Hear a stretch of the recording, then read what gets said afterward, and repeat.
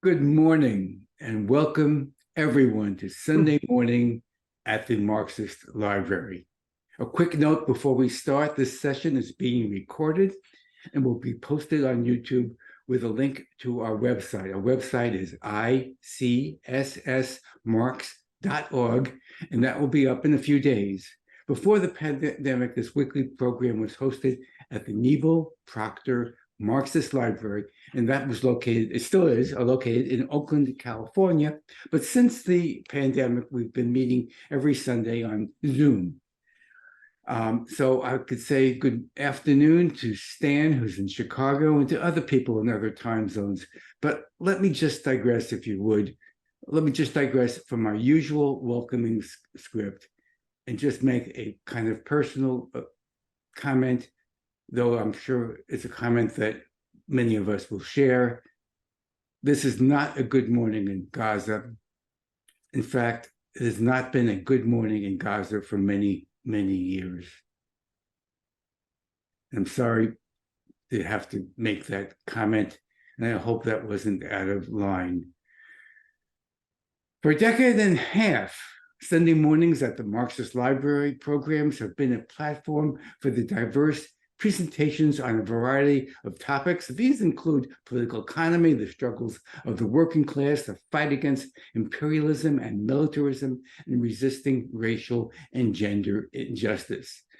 But you definitely do not have to be a Marxist to either present on these programs or to participate on programs. However, and I should introduce myself, I'm Roger Harris, and I'm part of the collective, that is the program committee for the Institute for the Critical Study of Society, the ICSS. The ICSS is united in our respect for the work of Karl Marx, and we believe that his work remains relevant today. Our motto is taken from Karl Marx's 11th thesis on Feuerbach, quote, "Philosophers have only interpreted the world in various ways. The point, however, is to change it." And you can sign up for email notifications for future programs, view past programs, and contact us through our website, ICSSmarx.org. We always welcome input, feedback, suggestions for topics, speakers, and stuff. Before we start, I wish to remind everyone that this is a comradely forum for political discourse and debate. And as such, we ask you to show respect to the other participants, the moderator, and the speaker. Please note that the opinions expressed are those of the speaker and the participants. They do not necessarily represent the ICSS or the Marxist Library. Our presentation today will run about 45 minutes, followed by a short break for announcements, and then we'll have a Q&A, and we'll be hope to wrap it up around 12:30 Pacific Daylight Time.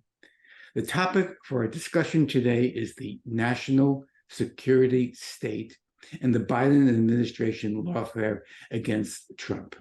And our speaker is Stansfield Smith. Stan is a longtime member activist. He is a member of the Chicago Alba Solidarity, which was formerly the Chicago Committee to Free the Cuban Five. He's published extensively, including in the LA Progressive, Dissident Voice, Council for Hemispheric Affairs, COHA, Covert Action, Monthly Review Online, and many other websites. Stan is a longtime anti-war activist, and he has opposed U.S. interference over many years, particularly in the area of Latin America. He produces the Alliance for Global Justice's Venezuela and Alba Weekly News, and more recently, he has taken on the responsibility for doing the online newsletter for the Nicaragua Solidarity Coalition.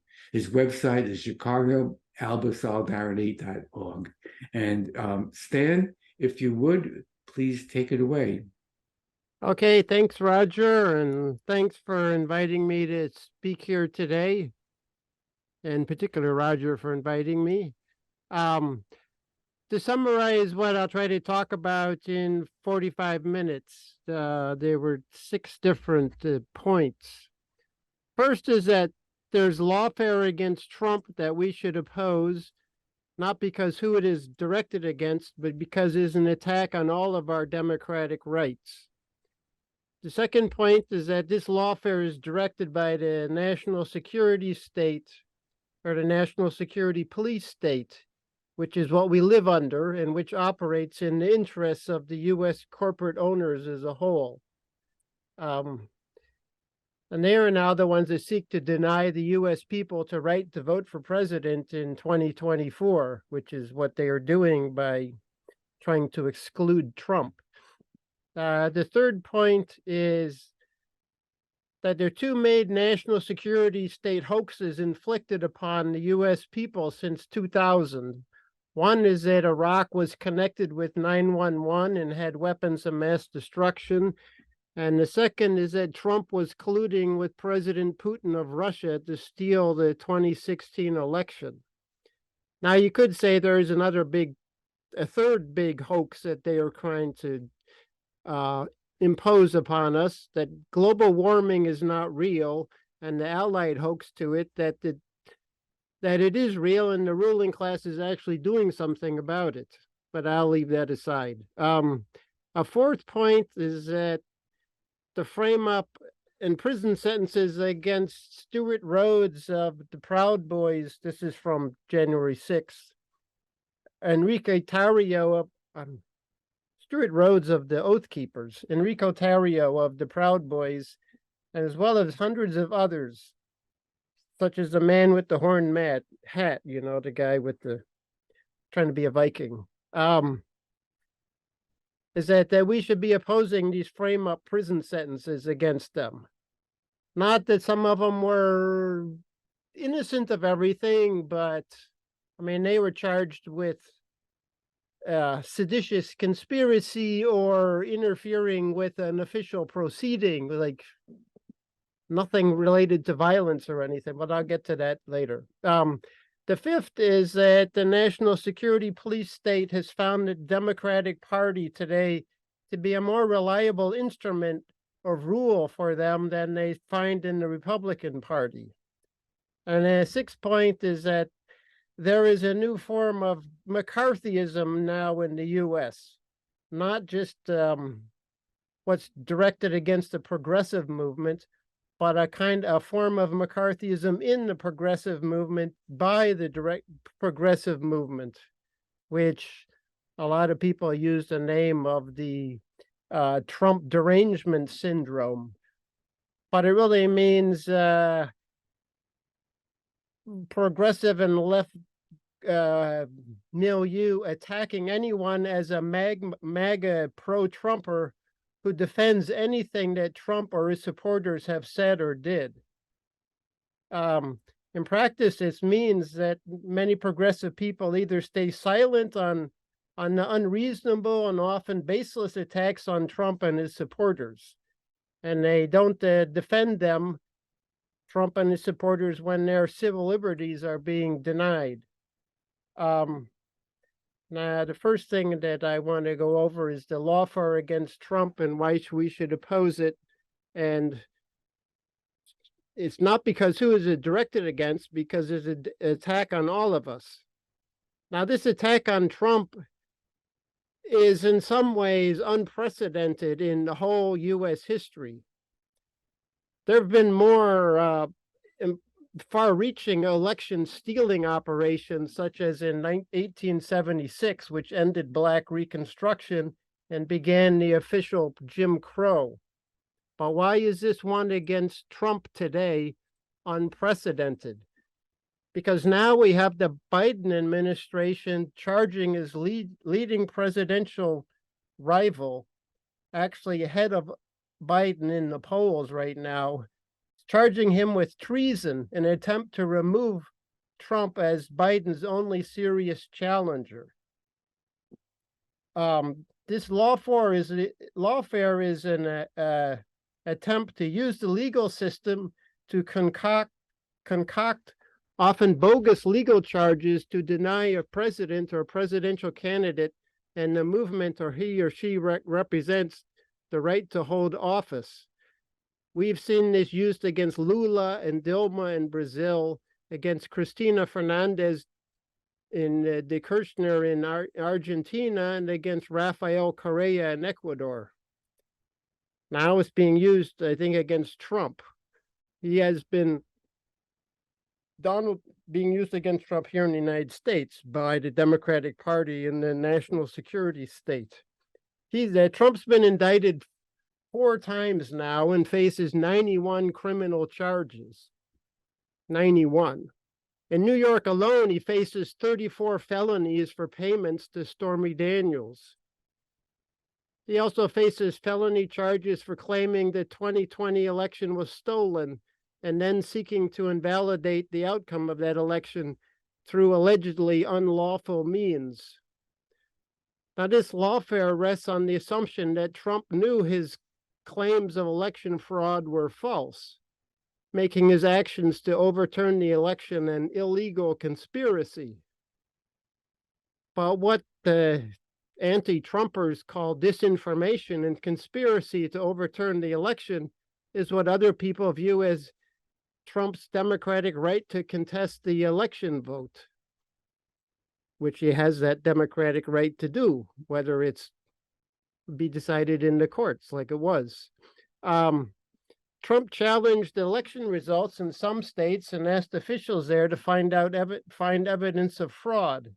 Later, he asked Vice President Pence to reject the electors from those states. A candidate in any election has a right to challenge the vote count. And we should remember in 2000, in 2004, and particularly 2016, when Democrats lost the election, they also challenged the final vote. And unlike in 2020 with Trump, nobody was ever prosecuted for that, though I think a few were fined. In 2016, Hillary Clinton, the CIA, and the FBI worked together to invent the Russia collusion hoax to smear Trump.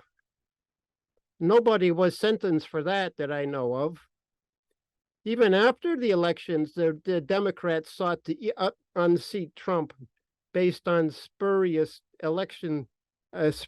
impeachment charges. They even got 2 Trump electors in the Electoral College to switch their votes from Trump in January, when they voted in January 6, 2021. Oh, 2016, 17, some Trump electors even raised death threats if they voted for Trump. But I'm not aware of anybody being charged for that in 2017 or afterwards. Now, Trump also stands accused of treason for violating the Espionage Act for possessing classified documents in his private mansion. Now, Biden did the same thing as vice president, and after that, Hillary Clinton did it as Secretary of State. And I don't know how many, if that's just common practice by presidents who retire to have classified documents in their homes. Trump's the only one they really investigated it for it. But when they went after Trump, he, unlike Biden or Clinton, was president of the United States, who was the highest official in the executive branch of government. And even the American Bar Association has said the president has broad powers to declassify documents. And in fact, if he's the highest official in the land, who would he be getting approval from to declassify documents? Who would be sitting above him? In some cases, there is something to do with some nuclear secrets. It has to go there's other procedures, but in general, it's just a privilege of the president to do it when he wants to. But Biden and Clinton, in their positions when they had documents, they did not have the powers of president to do that, but they were never prosecuted for treason, like Trump is being right now. Now, Tulsi Gabbard has highlighted that the prosecution of President Biden's rival, Trump, is like, quote, authoritarian regimes around the world that wield the power of the state to silence or eliminate opposition. And she called out the blatant double standard when it came to the same conduct by Clinton and Biden, nothing happened to them. Or when the CIA director John Brennan and the director of national intelligence James Clapper lied under oath to Congress. Or when 51 senior intelligence officials deliberately lied and labeled Hunter Biden's laptop Russian disinformation. Or when the FBI officials spread the Russia-Trump collusion hoax. In none of these cases was anybody that I know of prosecuted or sent to prison or charged with treason or any kind of felony. But there's a different standard when it's being applied to Trump. Glenn Greenwald, in one of his shows, which he has a very good show if you ever watch it, he said right after the initial indictments of Trump, maybe 2 months ago, he asked, what is it that Donald Trump did exactly that was illegal? He definitely sued in court multiple times and lost, which is absolutely his right to do. He told Mike Pence that he heard from his lawyers that it was Mike Pence's ability to do, even if it wasn't, which was to act as if as that vice president in that vice presidential role and reject as certified results ones that he regarded as evidence of fraud and send them back to the states. And he arranged for an alternative slate of electors to be ready to be appointed in the event that he could prove that there was fraud. But what about that was criminal? Which one of these steps was illegal? End of his quote. Challenging the vote results is what both parties now habitually do. Some of you may have been part of these campaigns. I believe I was in the year 2000 when it was pretty obvious that there was Bush lost the election, but he lost the vote. But the Supreme Court intervened to stop the vote count and made him president. But it's a double standard to prosecute only Trump for this.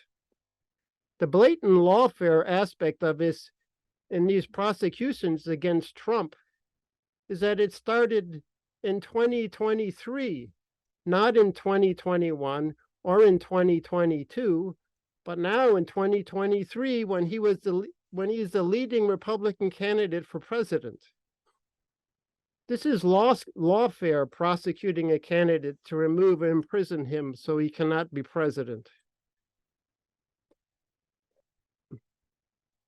Before we saw that the Democratic National Committee itself eliminated Bernie Sanders in 2016, and this year we've seen that they have driven out Robert F. Kennedy Jr.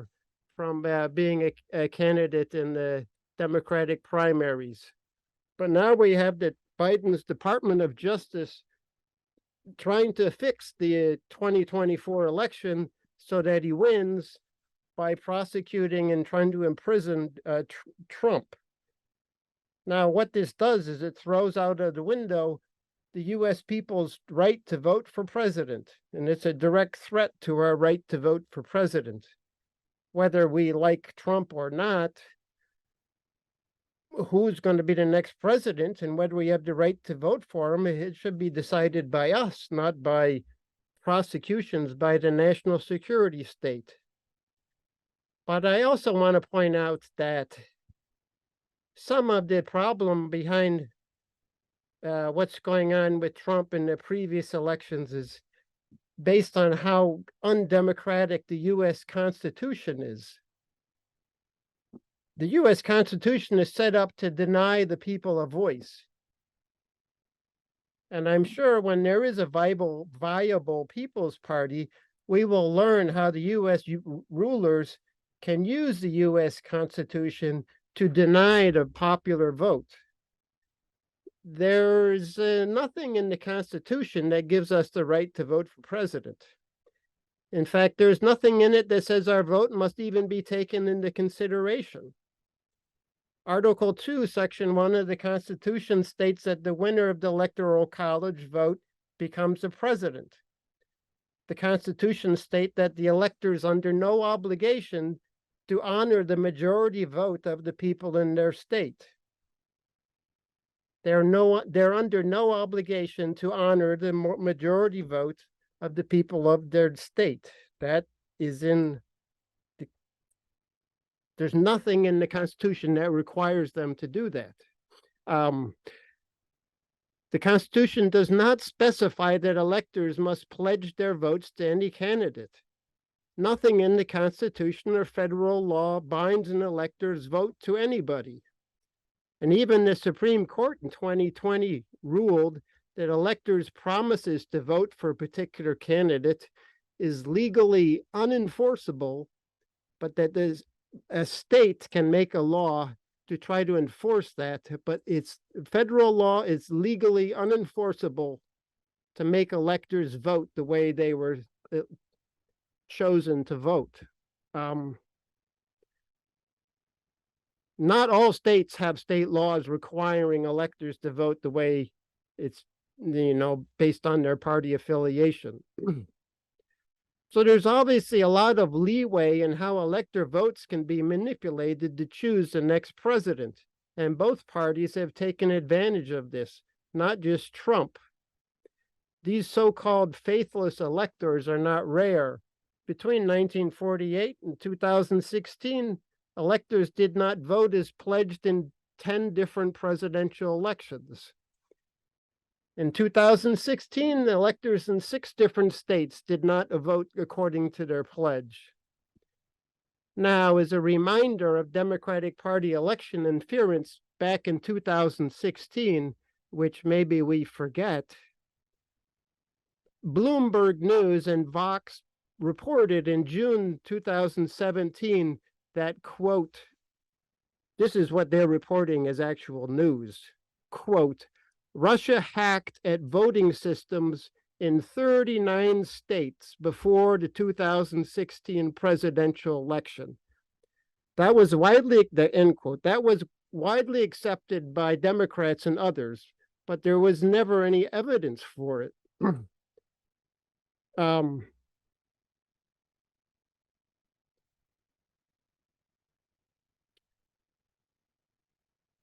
Just a minute.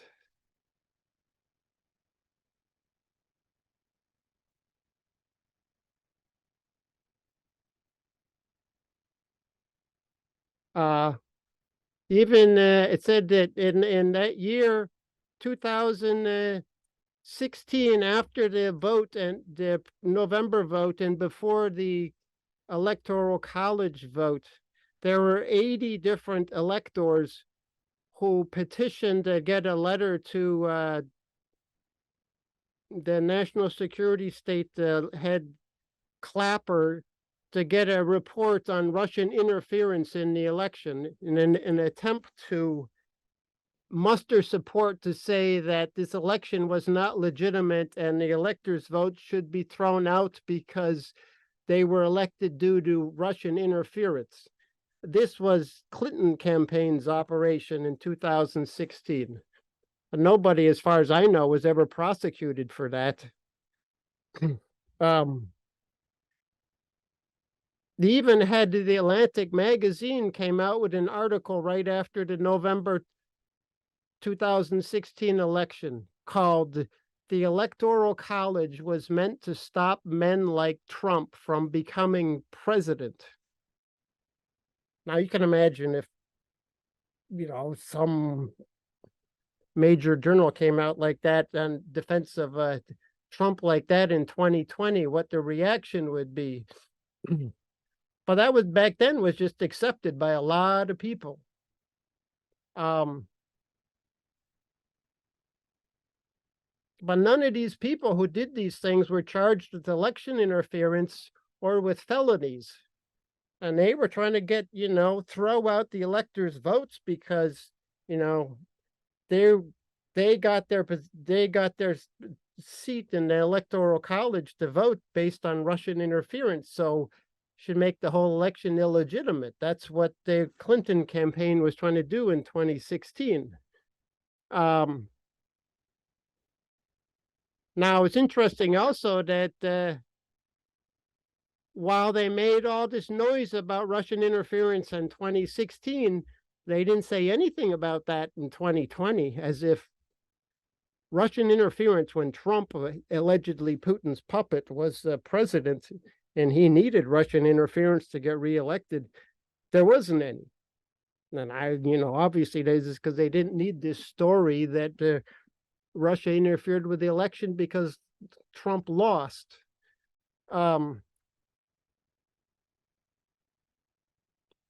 But what would happen if Trump did, if he did challenge some votes in 2020 and get them thrown out, like in Georgia and Arizona, and they couldn't agree on any substitutes for either party, and so when there was a vote in the Electoral College, like to choose the president, and nobody could get, neither Trump nor Biden could get 270 electoral votes because there weren't enough, then what would happen then?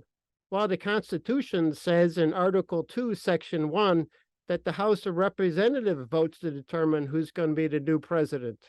And it does that by each state casting a single ballot. Now, since most states at the time were Republican dominated, that means Trump would have been elected president because he would have got more ballots than Biden. Now, I don't know if this was what Trump was trying to do in 2020 or Clinton was trying to do in 2016, but it does show how crooked and highly undemocratic the whole US presidential system here is. They have all sorts of ways to block direct popular vote from choosing president. Many maneuvers besides just we don't have any constitutional right to have a vote for president. But I'll leave that as it is for now, the first point, to just show that Trump was not doing anything that was really qualitatively different than Clinton was doing in 2016. So why is he being prosecuted for treason and felonies, and this never happened before? Now, the second point is going to make about, this lawfare is being directed by the national security state or the national security police state, which is what the state power that we live under, and which operates in the interests of U.S. corporate owners as a whole.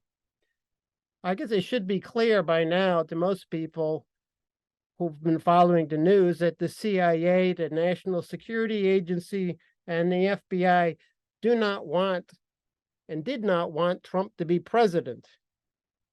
And they have been doing all sorts of operations to stop him from becoming president back in 8 years ago, and then again in 2020, and now they're trying to do it again next year.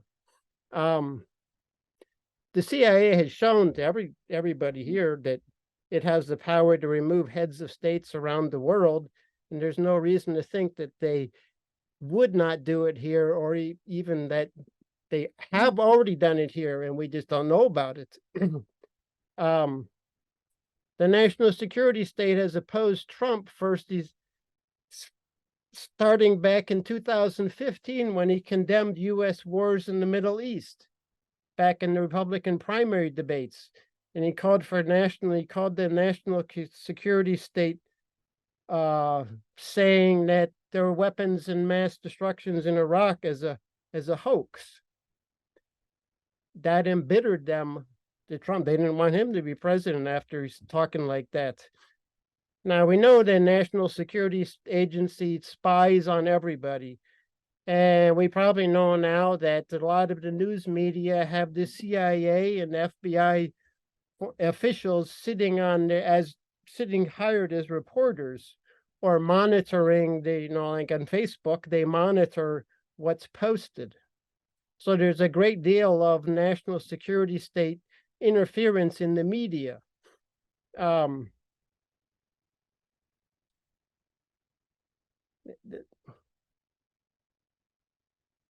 we also know that the war business, the U.S. endless war business, which Trump has said he's opposed to, is highly profitable for the owners of the U.S. And that therefore these people in the charge of the national security state don't want anybody who questions that to become president. So that's why I would say, I would assume that the national security state is behind this operation to get Trump. I guess I don't really need to go into that. There are these two major hoaxes since in the 21st century. That 9/11 was connected with Saddam Hussein, and that there are weapons of mass destruction, or that Trump colluded with Putin to steal the 2016 election. But it is noteworthy that that whole Putin collusion story with Trump was also used to garner support for the U.S. war against Russia and the Ukraine right now. Now, a fourth point I wanted to make about the frame-up of prison sentences against people like Stuart Rhodes of the Proud Boys, who got 18 years in prison, or Enrique Tarrio, Stuart Rhodes of the Oath Keepers, and Enrique Tarrio of the Proud Boys. Tarrio got 22 years. Stuart Rhodes got 18 years. Both of them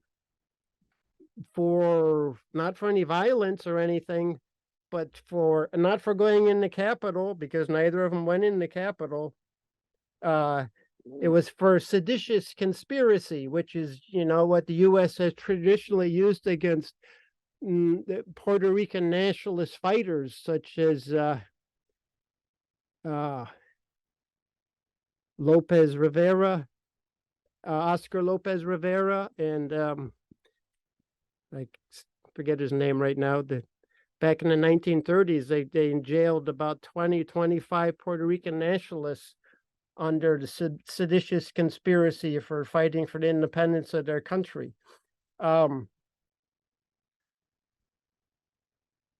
I'll get to that first. Another important aspect of January 6th is who in the government allowed this to happen. Now, we know Trump called on the march on the Capitol to protest the Electoral College vote counting, but how did the protesters get into the Capitol so easily? Certainly there's an anti-war march or a Black Lives Matter protest that was going to march on the Capitol would have been stopped by a major police force. And we know that the FBI and Homeland Security and many other police agencies had between 100 and 200 undercover agents in the crowd on January 6th.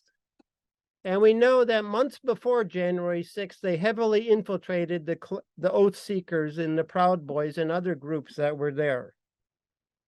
So if there were any plans by these groups to break into the Capitol and disrupt the vote, they knew about it beforehand. Now, Tucker Carlson interviewed the former Capitol Police Chief, Stephen Sund. And then I saw another one with the U.S. Capitol Police Lieutenant, Tariq Johnson. Both of these were on YouTube. Now, the Capitol Police is not controlled by President Trump. So Trump couldn't have told the Capitol Police not to put up much opposition if people tried to break in the Capitol. Capitol Police is controlled by the head of the House of Representatives and the head of the Senate, which at that time was Nancy Pelosi and Mitch McConnell.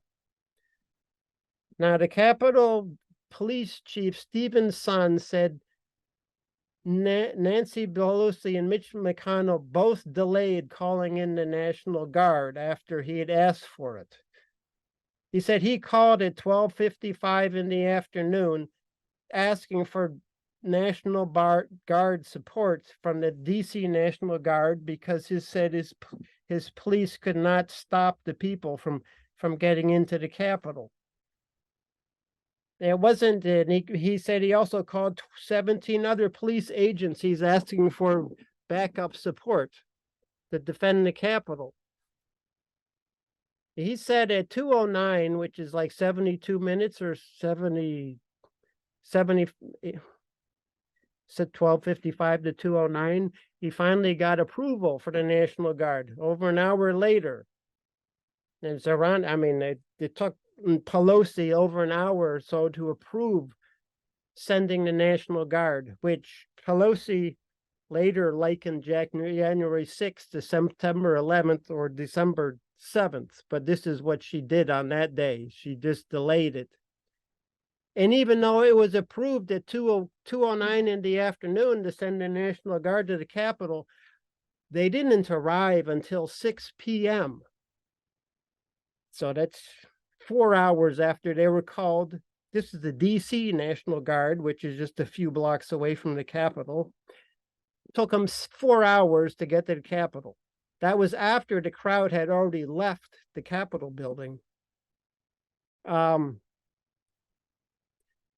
The police chief, Stephen's son, said that the FBI and other national police agencies and the military had prior information about possible violence on January 6th, but the Capitol Police was not told of this. Now, in comparison, when Martin Luther King organized the March on Washington, August 28, 1963, there were 10,000 National Guardsmen posted around Washington, D.C. that day. But on January 6th, they were not sent out until 6 p.m. in the evening of January 6th. Now, why was that? The people in charge of approving that would have been Nancy Pelosi and Mitch McConnell, among some other people, but that wouldn't have been under the control of Trump. Now, when they had congressional investigations into January 6th, these two police officers, one being the head of the Capitol Police, were not called to testify about their explanations of what happened that day. So it's very hard to avoid the conclusion that anti-Trump leaders in Washington were willing to let January 6th happen. Now, the progressive movement should be demanding answers for that. But I can't really say that I hear much noise about that. Now, about the, since I'm running low on time, just a bit about Stuart Rhodes, who's the head of the Oath Keepers, who was sentenced to 18 years for seditious conspiracy.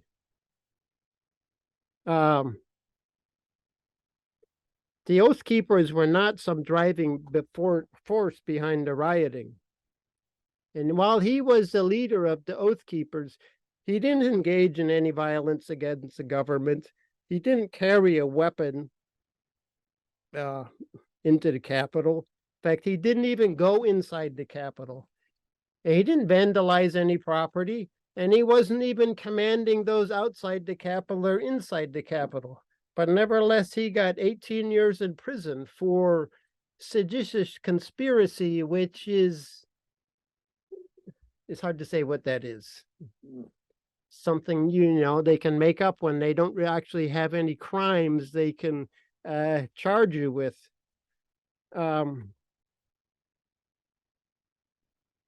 I can say Enrico Tarrio, I think, was at the Capitol, but he did not go inside either, and he did not have any weapons. Now, I'll say that the national security state has found the Democratic Party to be more reliable than Republican Party. I mean, you can look at like Obama has cracked down on whistleblowers and charging more people the Espionage Act than all previous U.S. administrations combined. We find the Democratic Party in Congress entirely on board with the U.S. war in the Ukraine, and only Republicans are against it. And we find the Democratic Party people in Congress being stronger advocates of police state censorship over the media than Republicans are. And we find the Democratic voters more supportive of national security police state than Republican voters are. There was a Gallup poll a year ago, which I could read you some of the numbers by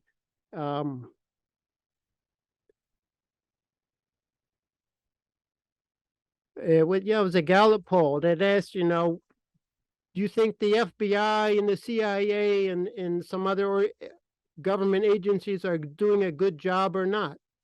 When they asked the Democrats, is the FBI doing a good job? 79% of Democrats said yes, FBI is doing a good job. When they asked Republicans that, they said no. Only 29% said they were doing it. The FBI was doing a good job. When they asked the Department of Homeland Security, 63% of Democrats said it's doing a good job, but only 31% of Republicans. As for the Central Intelligence Agency, 69% of Democrats said it was doing a good job, and only 38% of Republicans said it was. Now, this is kind of opposite from the world we grew up in, or even 20 years ago during Bush's war in Iraq. Now, most Democrats like the CIA and FBI, and most Republicans don't. So this also shows that national security state can rely on the Democratic Party and their base as in their voters as a basis for their rule. That they're more reliable than Republicans are right now, particularly the Trump Republicans. I think I'll have to skip something to finish this.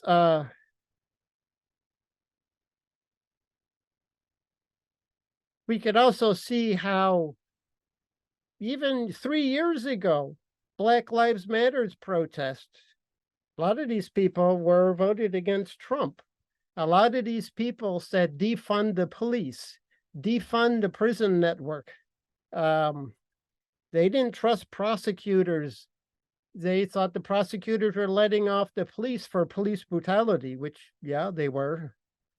But now a lot of Democratic Party people are very supportive when it comes to Trump and prosecuting Trump right now. Many Democrats and supporters of Democratic Party are in favor of these prosecutions, in favor of the police, and now actually see these institutions of power as being their allies in combating Trump. It's a switch from just 3 years ago.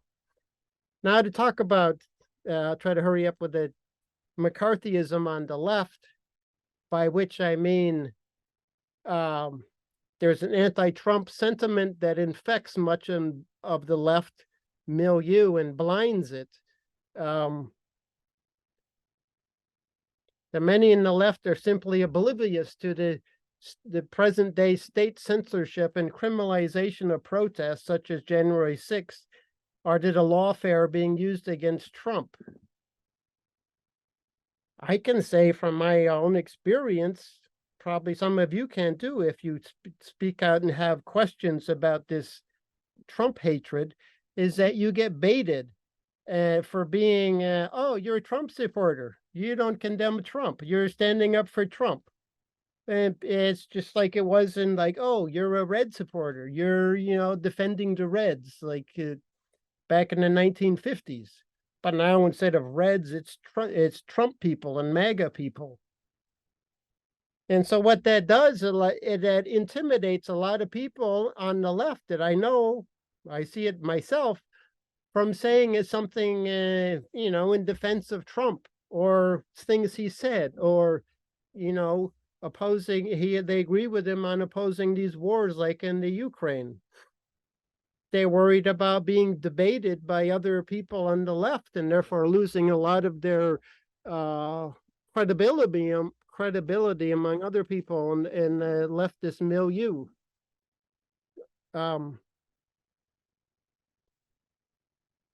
And as a result of this kind of left McCarthyism, where you're scared to stand up and defend the civil rights and freedom, right to speech and anti-war statements and so on of Trump and his supporters, that many people on the left are not standing up and say, we need to get answers to these questions about January 6th, about what was going on, about, there was something going on there that we're not being told about. And what were all these undercover agents doing in the crowd, and they all let this happen? And why weren't the National Guard called, and who was responsible for doing all these things? And why are these people just being charged 20-some years for seditious conspiracy when they actually didn't do any violence, didn't even have any weapons on them? I also see, a lot of these charges that are being used against Trump people now that a lot of people on the left are silent on because they don't want to be as defending Trump people, is being used against the progressive people today. We find it being the same RICO charges used against Trump in Georgia are now being used against the Cop City protesters in Atlanta. And we find this Russian agent story being used against the African Socialist People's Party, the Uhuru movement. So this is a big problem, is that a lot of these people in the left milieu are, because they're not going to stand up for the rights of people like Trump, to say, what they say, or, he deserves to be treated the same as anybody else. That people are sort of falling into being supportive of the Democratic Party. And we see a lot of people in the left milieu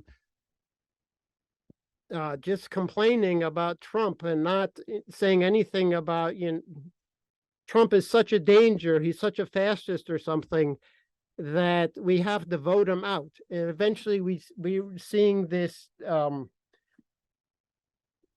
they see the Democrats as a lesser evil, and they're going to be pushing for people to elect Biden again, and not supporting any kind of third-party alternative is like a challenge to Biden's rule.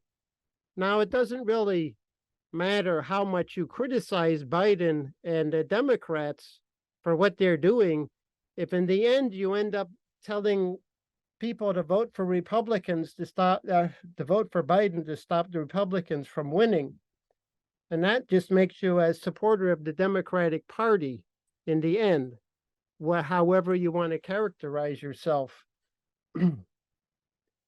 All this amounts to like a caving into the Democratic Party, which is a big problem with this left McCarthyism, that they end up being supporting the Democratic Party and the national security state and the ideology that they push.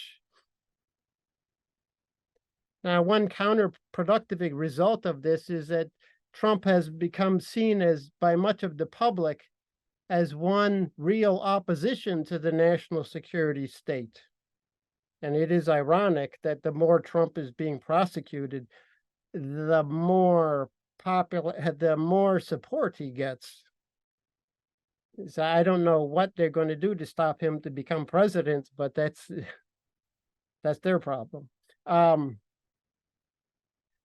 But I'd finally end with is that one result that we're going to see from this lawfare and the January 6 charges and similar things against Trump people is that all this and how the Constitution is being used is all this is going to be used against viable third parties in the future. And it's going to be used against the shut down viable anti-war movement whenever that's going to start up again. And it's going to be used against working class forces that take on the bosses and really win important battles. So I guess I should stop and let you ask questions. Sorry, I was Okay, no, long. thank you, Stan. And we always threaten to have a robust Q&A after our presentation. I think we're going to get one this time. I'm looking forward to that. Um, in any case, just a few announcements, and then we'll get to the Q&A. Next week at the Marxist Library, we're still working on that program, and we'll get back to you very soon on what we're planning for next week. But the following week, Nora Barrows Friedman will be our guest. Some of you may know Nora Barrows Friedman. She is with the Electric Intifada. Intifada, excuse me, I mispronounced Intifada. And she was often on Flashpoints on KPFA, and is a person who's long followed the Palestine issue, and she'll be speaking on that on the 29th. Then on the November 5th, we'll have Al Sargis. Many of you may know Al. He's long associated with the library, and he'll be speaking on the U.S. is headed for the title of his talk is entitled, "Is the U.S. headed for a low-intensity civil war?" And here he'll be talking about the threat of the right wing in the United States, somewhat of a counterpoint, I think, to today's presentation. And then on November 19th, Mark Albison, another library regular, will be returning, and he will be speaking on the 200th anniversary of the Monroe Doctrine. The Monroe Doctrine will be 200 years old on December 2nd. So right before the anniversary date, Mark will be talking about that, obviously, to deconstruct the Monroe Doctrine, and he's always a very interesting speaker.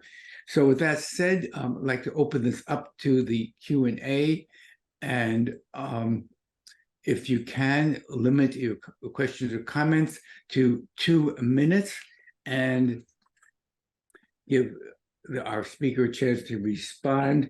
And let me, since I was blabbing, I did not see what order people came I was first. on.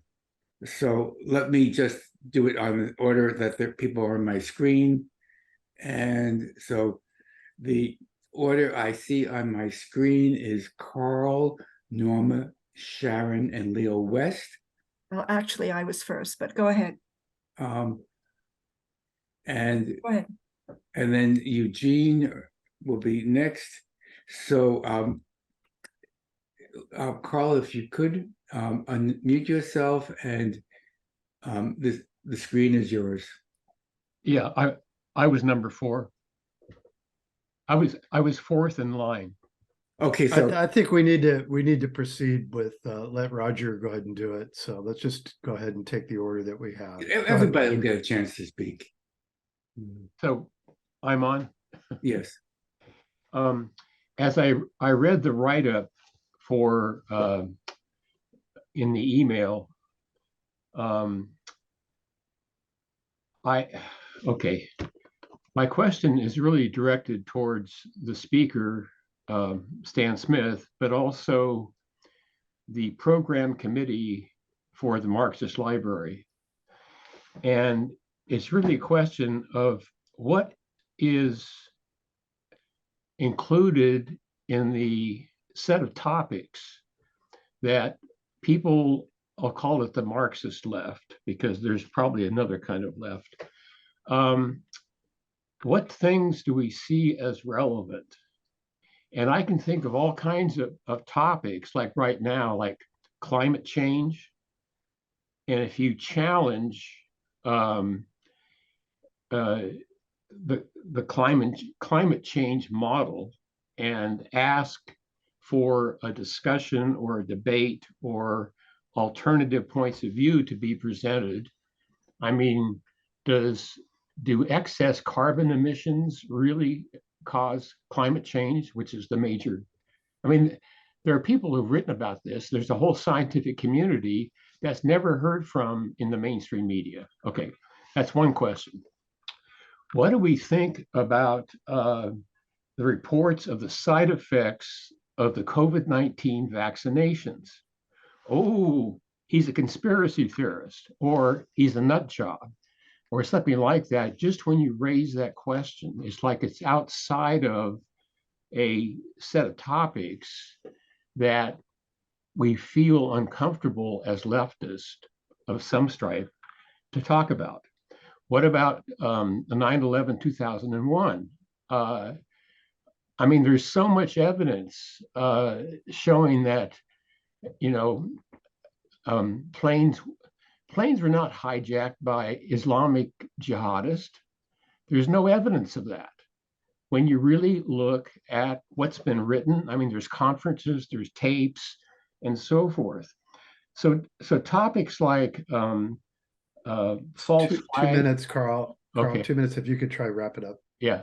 So are topics like false flag operations part of our discussion, or are we just going to call a person that suggests those kinds of things or discusses them as a conspiracy theorist, which is the way of writing it off, including Robert F. Kennedy Jr. You know, it's like, so.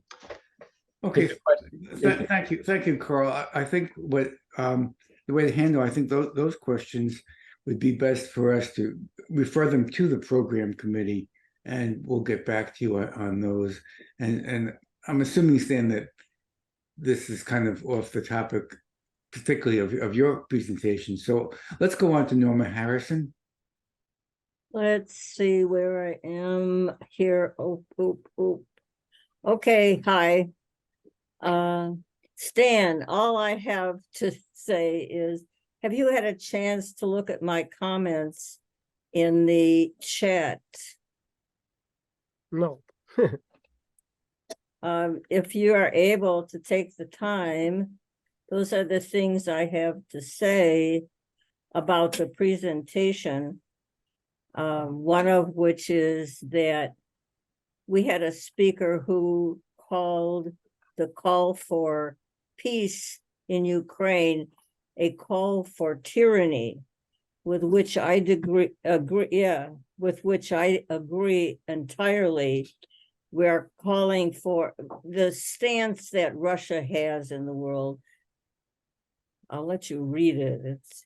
I think that you will enjoy what I've had to say, and whether you get time or not to read it. Okay, well thank you. Then our next person up is Sharon, and I'm sorry that I did not go in the exact order. That's okay. No worries. No worries. This is my comment. So I think that, let me show my face, sorry. I think that Stan, you brought in a lot of very good facts, but I think we need a better framework for how we look at this. So we need to step back and say, how does the ruling class, when it comes to elections, national elections, presidential elections, how does the ruling class rule? Do they all get together and decide who they want to have as president? Generally not, because what they've done leading up to the every 4 years in November, they've already figured out how to have two candidates that they don't care which one it is. They're neutral on it. They didn't care whether it was going to be Obama or McCain. And I could cite many other examples, but this time around, they do care. And we can ask ourselves why. And I think it's because Trump represents a stronger fascist tendency than the Democrats do. And the bourgeoisie does not want to rule with fascism. They would, because as fascism is defined by, many Marxists historically as the most brutal rule of the bourgeoisie. They do not want to rule with brutality because that, of course, creates more resistance. So they would rather have the Democrats who are rule more liberally. And despite the fact that I agree with you that not everything that Trump has said or done has been against the interests of the working class, most of what he's done has been against the interests of the working class. And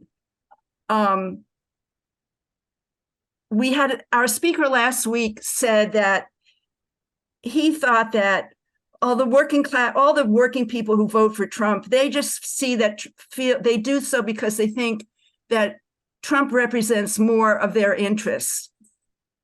And I think that's true for some people, but I think that his appeal to racism and white supremacy is obvious, and that many of those white working class people who vote for him do so because they think that their self-interest means keeping down the people of color who they see as competing with them. Time's up, Sharon. Go I'll ahead. stop there. Okay. Well, yeah, some of what I wanted to say in the end and explain better, I couldn't because I was running out of time and I didn't know what to do about it. But I think in terms of fascism, I would agree the ruling class doesn't want fascism now because they turn to fascism when they cannot control the population and the movements in the population through their traditional parties. And right now, through the Democratic and Republican parties, they control most of the movements in this country.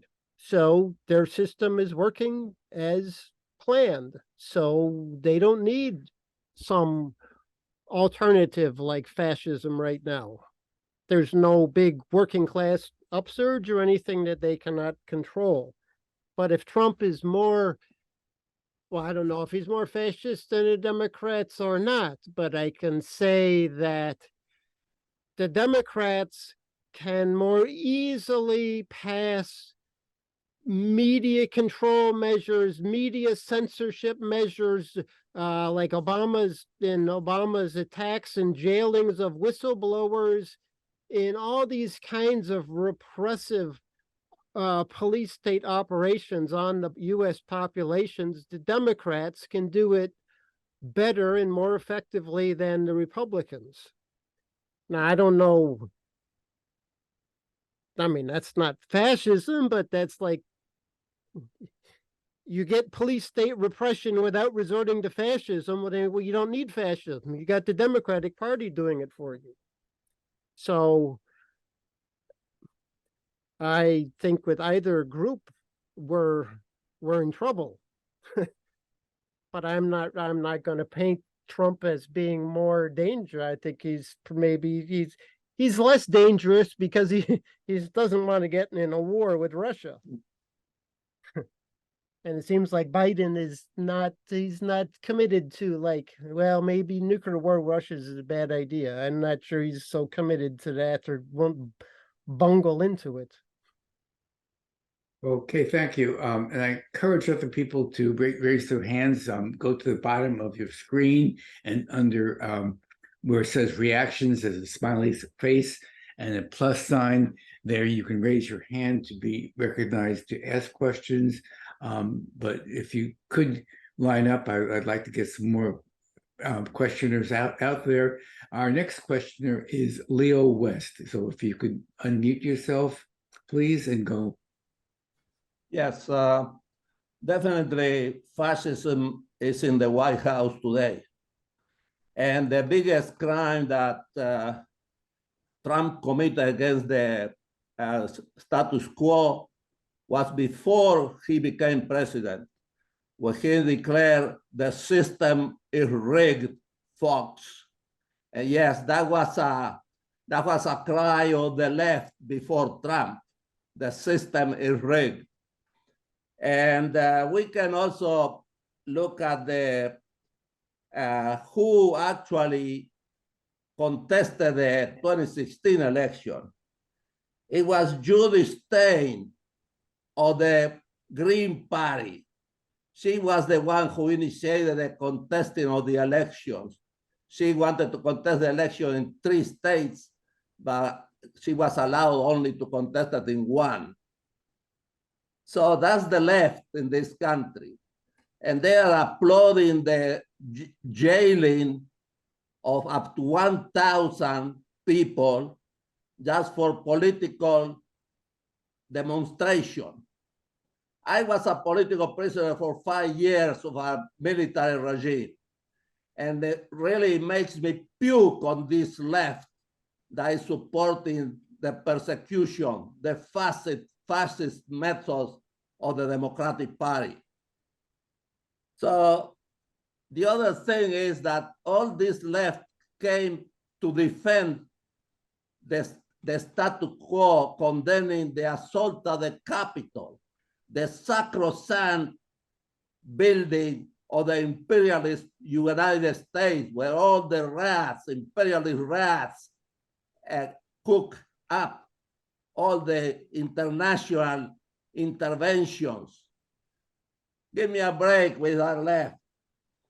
And then the media, including KPFA in the Bay Area, repeating that people were killed on January 6th. The only person killed was Ashley Babbitt, a demonstrator who was shot by a Capitol Police. That's the only person who was killed. The other people died of overdose or whatever it was. So this life of the fake news and the left,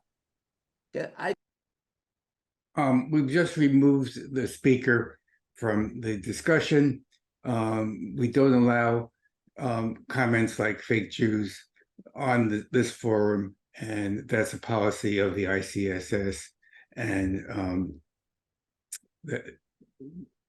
so that I'm sorry that we had to remove that person, but that level of anti-Semitism is not acceptable to this platform. So I apologize for that. Stan, did you want to make any comments or? Well, I don't, since people talked about fascism already, I wouldn't talk about fascism in the US today. I think, well, what if I ran into a German Communist Party member who was in Germany in 1935? Am I going to say, oh, I'm living under the same conditions you're living under in Nazi Germany? I think the guy would say I was crazy. So I don't ever say, this is fascism in the US. But we ought to also take in mind, which I didn't mention, is like anything about the left now in the US, in some ways that's like incidental, because if there's a strike like the UAW strike, and if they win a big victory, that's going to have a bigger change and a more effect on the US working class than anything any left put together can do. So, and it's the same like when I go to the Free Palestine demonstrations, I see very few like left group people there. It's almost all other people. So we have to we grew up on this left, but we have to recognize that like this left that we think of is a very tiny part and often insignificant part of the whole working class and popular movement of people. And we shouldn't think it is some big thing when it's pretty insignificant. Okay, thank you, Stan. And Jean, you're up next, and then followed by Raj. Okay, well, thanks, Stan. I really appreciate your coming here and very controversial discussion here, and I think it's been fruitful, and we value controversy. And I, as a member of the planning committee, we will discuss some of these things that came up here. But I just want to say here in California, we mentioned third parties, and in California, we do have the Peace and Freedom Party, which is a socialist feminist party, and again, for peace. And I ran as a candidate several times for Congress there. And of course, as a candidate of the Peace and Freedom Party, we never really expect to win, but we run an educational campaign. But I want to just say something about the Democratic and Republican parties at the present time. Because if you look at the two parties at the present time, I can't see them as equivalent. For all his faults, the Democratic parties do support women's rights to choose.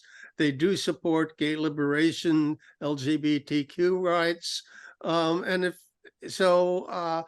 their stance on any war, whether it's in Ukraine or Israel, the Middle East, is deplorable. But their stance is deplorable.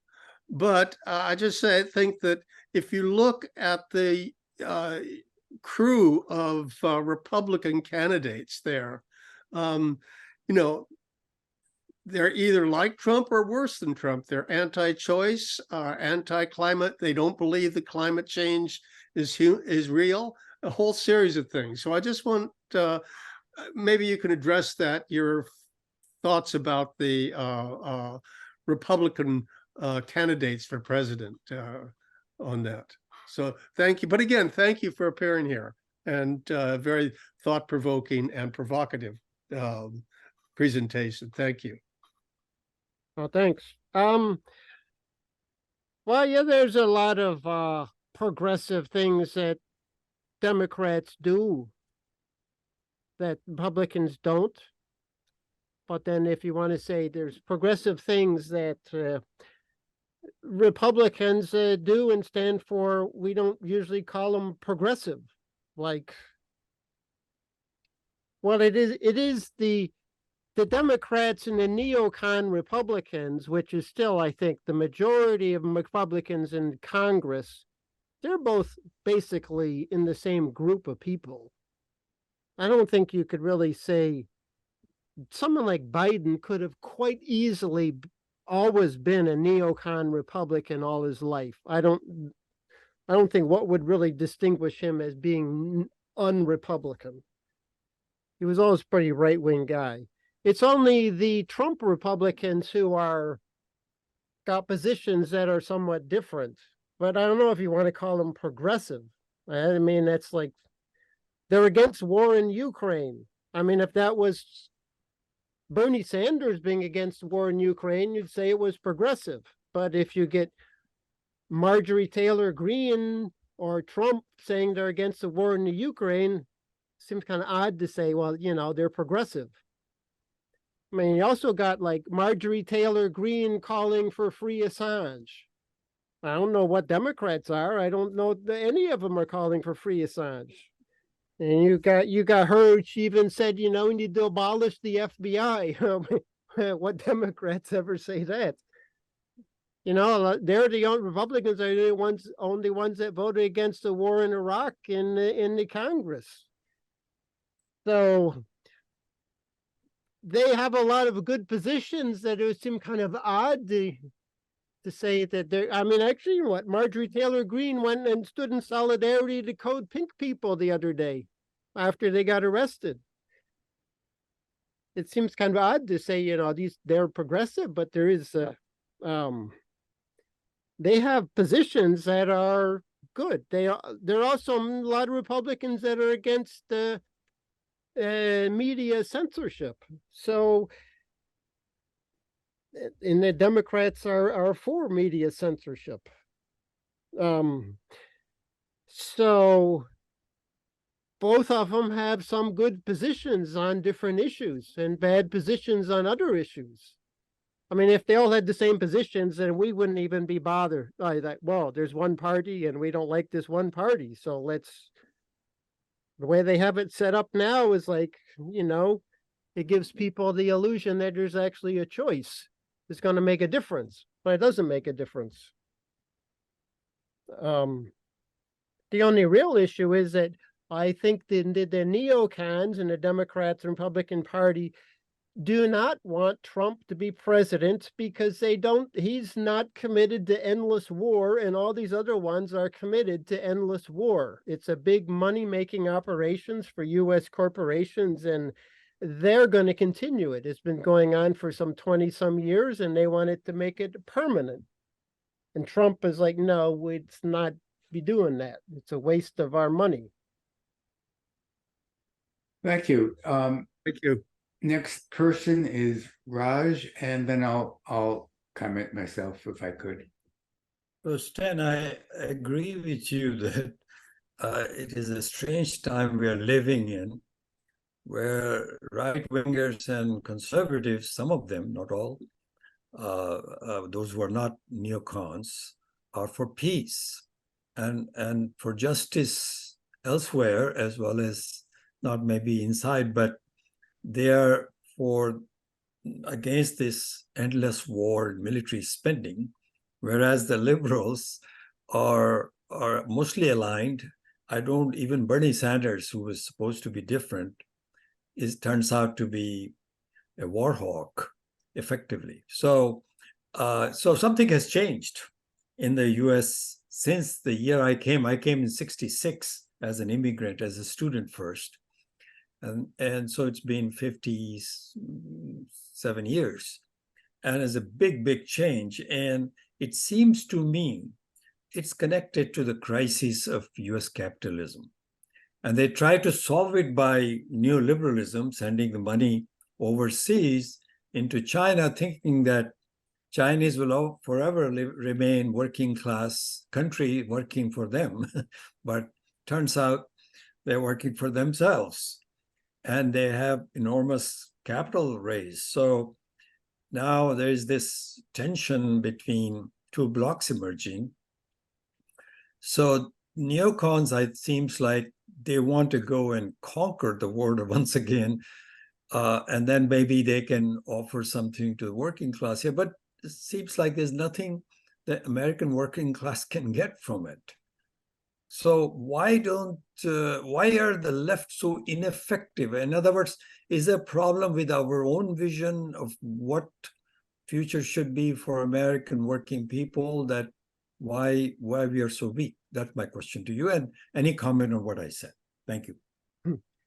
Well, thank you. Well, first, I don't want to give the impression that these Trump Republicans are for peace, because they're all for blowing Gaza to bits. So they're just not for going to war with Russia. I think the problem with the left is that it started back in the 1950s when, under McCarthyism, that the left wing got purged from the working class and the trade union movement, and it got separated from the working class and the trade union movement. And what role does any left have in the world if it's not part of the working class labor movement? I mean, that's what Marx and Lenin always said, is, to be the leadership involved in the working class and labor movement. That's the force that's going to change the world, and nothing else. And if you're going to cut the left off from the working class and labor movement, like happened in the 1950s, then you're just going to make the left ineffective. And that's what has happened. Now it has to be rebuilt in the working class and labor movement. Otherwise, there'd have to be a new kind of left formed. I mean, some leftist groups tried it in the 1970s and it worked somewhat. But, it depends upon a new upsurge in the labor movement, and what left groups today would respond to it well. I don't think left groups respond to it very well. I mean, I had to cut it out, but I said, back in 2011, I went to the Madison odd Capitol protests where the working class in Madison, Wisconsin took over the Capitol and they occupied it for like 3 weeks, and I don't remember anybody being prosecuted for any kind of conspiracy or sedition or anything over that, the way they had gone after January 6 people and Trump. But when I was there, I noticed, I mean, they had like sometimes 100,000 working class people there in big protests. It was like, okay, well, so here's a big working class protest. What is the role of the left, these left groups that I see around? What is their role in this? I mean, they were just not there. You could see some on the fringe selling newspapers, but that's not any kind of left anymore. They're not part of the working class movement. And as long as this left is not part of the working class movement, it's never going to be anything but just like little left cult groups.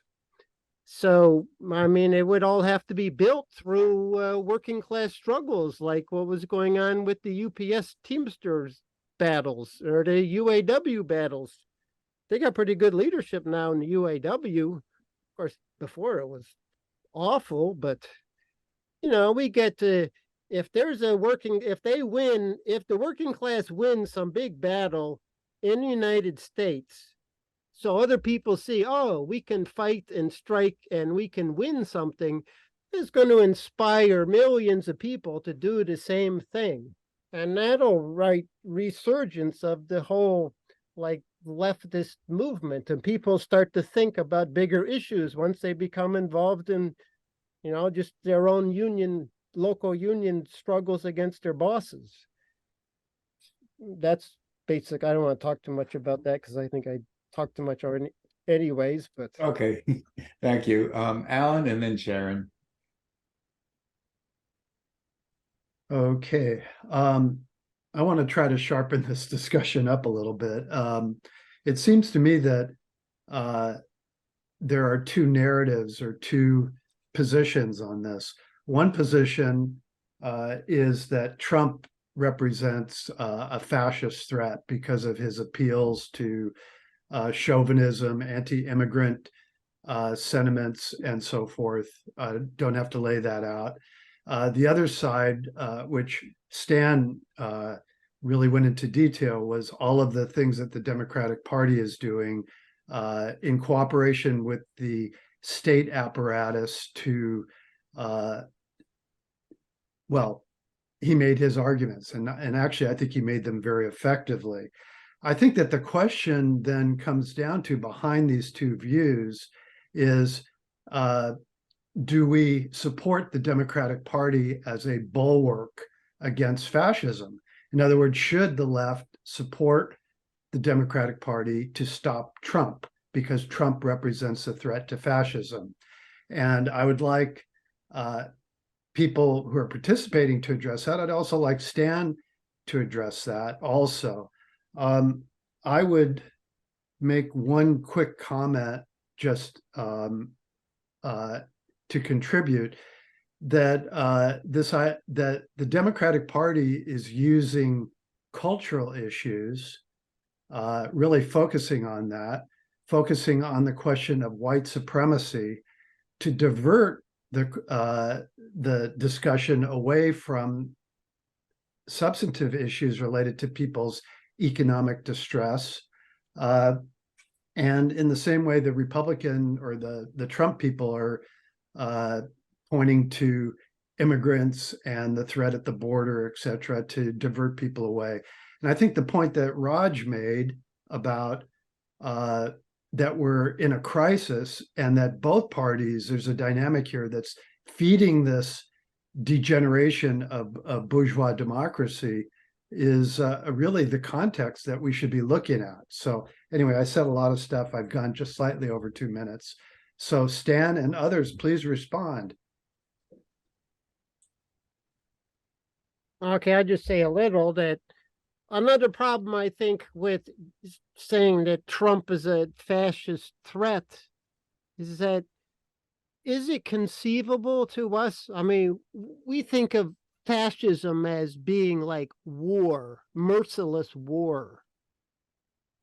Now, is it so conceivable that Trump is the fascist and the Democrats are not, when the Democrats are for this endless war and just keep funding this war in Ukraine, which is slaughtering all these people, and Trump is against this war and he doesn't want to do that and he wants to end it, and he's the fascist threat, and the Democrats or the warmongers are not the fascist threat? I mean, it kind of goes against the, like, your basic idea of what fascism is. So that's why I think Trump is a threat, but the other ones are a threat also, just in different ways. Okay, Sharon. Unmute yourself, please. I just have a couple of kind of disjointed reactions that I wanted to say. First of all, I agree with you about, somebody decided that the National Guard was not going to show up until 6 p.m. If the governor of Maryland had had 1 ounce of courage, he would have sent the National Guard down East Capitol Street right away. Or if he wasn't part of that general conspiracy to stop them. You said that the left got thrown out of the working class and labor movements in the 50s by McCarthyism. And yes, I think that is a valid point, but it's not it's not completely true. The left played a major role in the civil rights movement. Mickey Schwerner and Andrew Goodman's families were close to the Communist Party, which is why they took it in their heads to join and ended up being murdered. And the Communist Party ran candidates for many years until I think the last year was 1984, and they got a lot of votes, and that was a good thing. They ran Henry Wallace in 1948. He was not a communist, but he was their guy. And that was very progressive, I think, because it raised nationally, raised the whole, what's in the interests of the question of who should be president in the interests of the working class.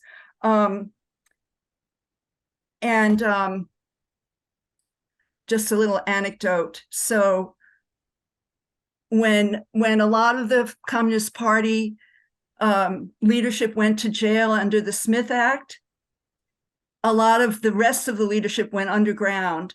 And somebody I knew told me that he went to visit Eugene Dennis in prison. He was the head of the Communist Party at the time, and told Eugene that whoever else was underground. And Dennis's reaction was, that was not our plan. Our plan was never to do that. We knew that people were going to go to prison, but the rest of the leadership was supposed to stay out there and fight publicly as long as they could, which I think is valid. And one more thing. The question of defending the free speech rights of everybody reminds me of the ACLU defending the Nazis in Skokie, Illinois.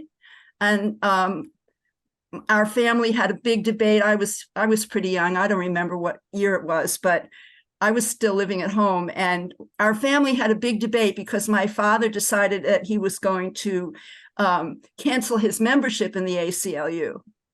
And I think it's a valid question. Do we stand up and fight for the rights of the Ku Klux Klan to hold rallies?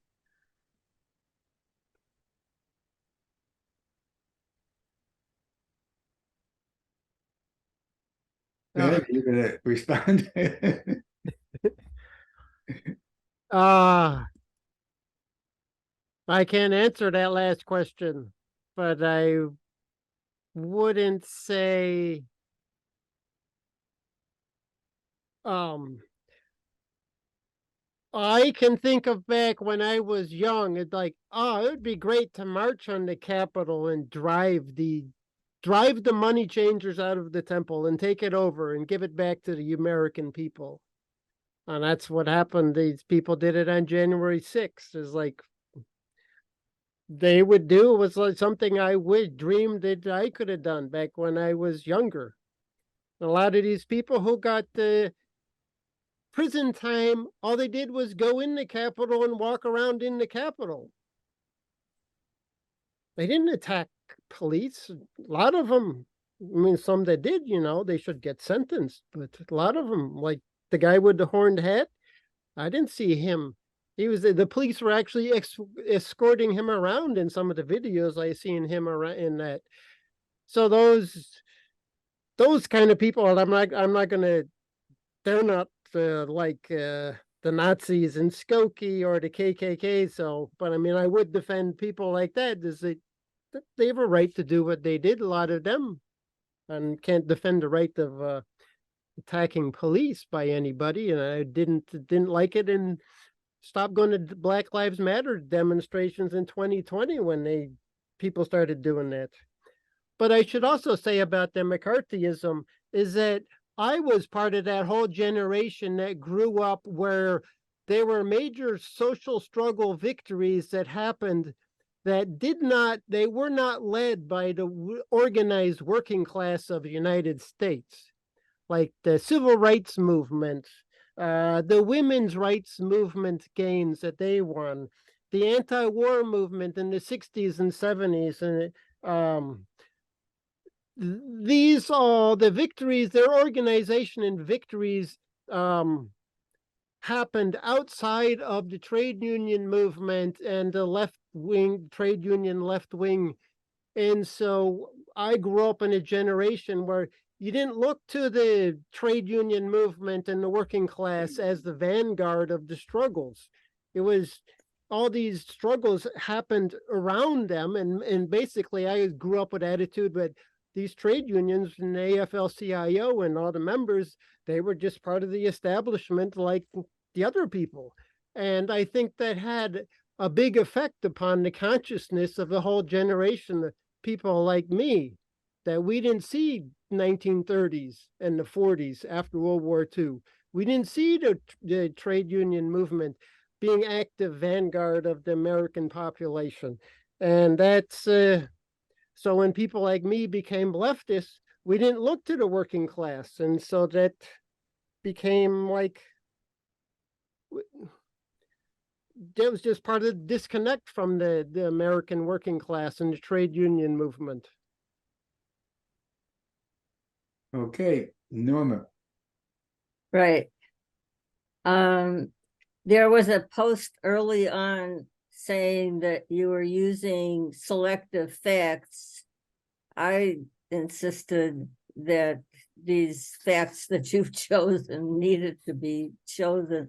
And now this, I don't know if it's the same person or not, but somebody has called, was that a protest rally or was No, that I don't see my hand there, do you? Hello? Hello, just a minute. Was that a protest rally or was that an attempt to overthrow the state? Let's not confuse apples with oranges. And I wrote in response to the question posed by Sharon, well, we have to make arguments. There's no, we have to, I mean, it's a discussable issue. And I think that there's no definitive answer to that. It probably depends on the time. But in any event, you, Stansfield, defend that your facts, validities, the facts that I found eminently appropriate, right, and so forth and so on. And I don't know if you've had a chance to read my commentary. I will try to send it to you. Can you post your email on the chat so I can send you the chat, my brilliant comments? Okay, thank you, Norma. And Stan, let me try to ask a question as well, because we've had kind of a discussion, and about, which is better, the Democrats or the Republicans. And I know from reading other things that you've written that you actually don't like to frame the question that way, which is better, which is the lesser of the two evils. And that and some of the other things that you've written about, you talk about the two-party system and how the one party plays against the other, but they all favor the bourgeoisie, and they play different roles at different times and in different contexts.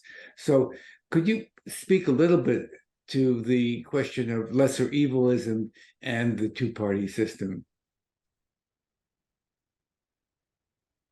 Well, I do a lot of work around Cuba solidarity, Venezuela solidarity, defending them against the U.S. blockades, and I guess the blockade the U.S. is going to impose upon Nicaragua. And I'm organized around, defend free Assange and against the war in Ukraine. And I can't say which, there isn't any lesser evil there. It's like pretty general consensus, especially in Latin America. Both of them, they're the same thing. I don't even think it's not even an important issue for me and my work. It's like I try to educate people about what the U.S. empire is doing and what, people should be doing to be fighting against what the U.S. empire is doing. And I don't say anything about either party being better or worse, because they're both our enemy. And I don't see that either party is a lesser or bigger enemy than the other. To me, they're the enemy of U.S. empire. Is like the Nick Sandinista said, the U.S. imperialism is the enemy of humanity, and these are the two parties of U.S. imperialism. Okay, thank you, Stan. I see Gene's hand up, and if we don't have any more hands up, we'll wrap this up and give Stan a chance if he wants to make some final summary comments. But Gene, it's all yours. Yeah, thank you. And again, I just want to touch on some points that were raised, not specific here, but on the ACLU. That I do make a monthly donation to the ACLU, and even though they may take positions I don't like, overall they're very, very important, and they've supported me personally in a lot of ways. So I really just wanted to say, some of our friends, may do things we don't like, but that doesn't mean they're not our friends and not part of the struggle. And on Bernie, I supported Bernie, and a lot of people, I caught some flack from people in the Peace and Freedom Party about that. But I just want to say, if we're socialists and we look at what Bernie has done, he's waffles on the foreign policy. I agree. But on terms of his position about the 1% versus the rest of us, and how average American can't put food on the table, he always makes that point. And also, he's run in the Democratic Party in the primaries, and that has done a really major thing in terms of he got more votes running as a socialist for president in the primaries, that not only than any other socialist candidate for president in U.S. history, more than all other candidates for U.S. president in U.S. history, including Eugene V. Debs. So I just wanted to say that. And, he's turned around the debate in lots of ways in terms of people now. The word socialism isn't a bad word anymore. It's not the S word. It's people talk about socialism openly, and also he's won the battle of generations. In the younger people under 30 or 40, if you ask them, they will now say socialism is better than capitalism. And that's been a major paradigm shift. And I think Bernie had a lot to do with that. Other things also did as well. I'm certain I don't want to say that's not true, but I just want to say a few words for Bernie there. Okay, thanks a lot, Gene. Stan, would you like to either comment on that and or make some final comments on your essential six theses? Okay, well, I would say one, I didn't mention it, one good thing about politicians in either of these two parties is that you can often find one of them to say something that's good and quotable. Bernie Sanders said a lot of things that were good and quotable. And I think that Rashid Tlaib, she said some good things that were quotable about Palestine right now. And it is very helpful in our work in organizing. It's like, well, these politicians say this on this issue. It's not just me or our little group. It's like this figure says this. So that's helpful to quote them. I don't really care which ones it is. I forget what else I was going to say. But I think one thing I ran out of time, didn't explain clearly enough is that, or well enough, is that the problem the left runs into with the anti-Trumpism is that it becomes supporting the Democratic Party. I mean, like even like Party of Socialism and Liberation, which is like better on a lot of things than a lot of other left groups. They get really ambiguous about Trump. They can't really, they're just very ambiguous. It's like something is blocking these people from saying what is being done here is wrong and we should oppose it. We don't want to do that because people might call us pro-Trump. That's the big problem in a lot of these left groups. And I think they do start adopting Democratic Party ideology. Like you're saying Democratic Party is more women's rights, but I really question whether saying trans women are actually women and have the right to play in women's sports and go into women's bathrooms whenever they want to just because they say they are women. That Republicans can use that and say, oh, well, you see, we Republicans are defending women's rights by not letting this happen. That, so it's, I forget what my point is, but that is a problem with, well, I'll leave it like that. You want to say something, Roger? No, just anything more general. Maybe just kind of we can wrap it up. But did you want to make any more general comments about this whole issue of the? I mean, the theme is the national security state, the challenges that poses to the left, and the incorrect response of the left to the risk of the national security state. So maybe sum up that issue. Well, that is the major problem that we face in the United States, and it doesn't matter which party. It's a national security state which is working with the military-industrial complex in corporate America to run this country, and basically they're going to guarantee endless war forever, whichever party is in power, and that's what we need to organize and oppose.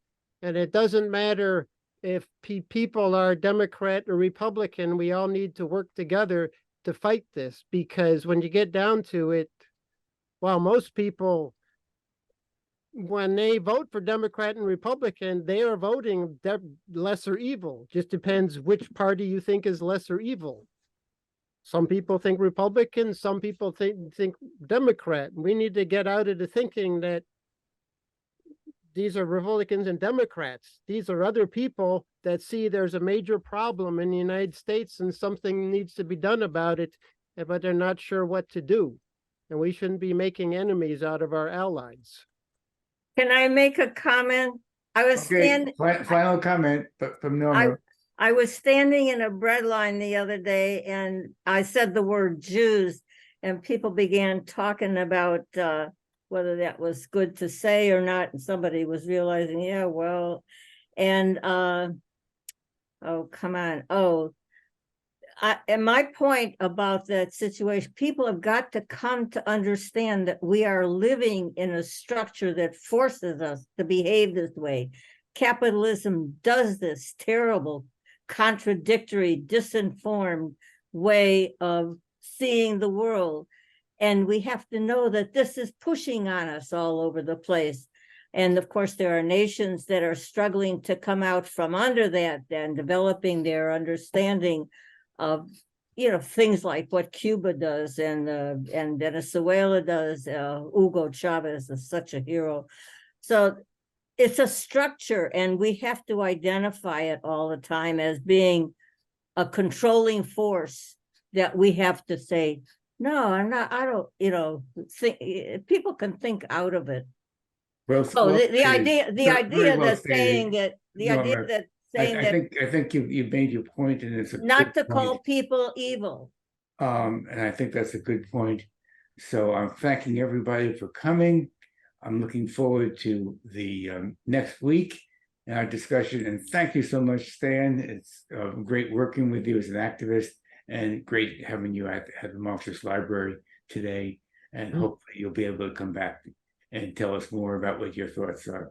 Good day to everybody, and the struggle continues.